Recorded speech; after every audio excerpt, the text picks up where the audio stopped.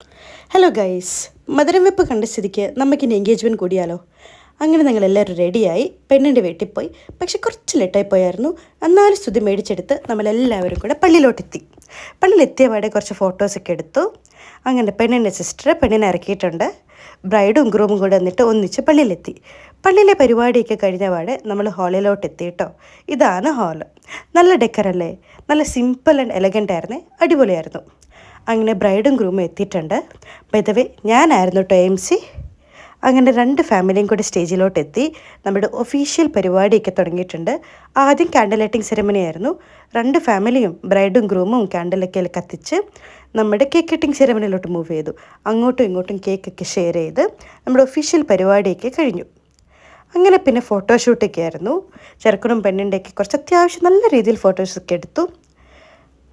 പിന്നെ അവർ കഴിക്കാൻ പോയപ്പം നമ്മൾ കുറച്ച് പേര് ഫോട്ടോസൊക്കെ എടുത്തു. അടിപൊളിയായിരുന്നേ, നല്ല ഒരു ഡേ ആയിരുന്നു. കാരണം എല്ലാവരും ഒന്നുചേർന്ന് കുറേ ചിരിച്ച് കളിച്ച് സംസാരിച്ച് ആ ഡേ അങ്ങ് തീർന്നു.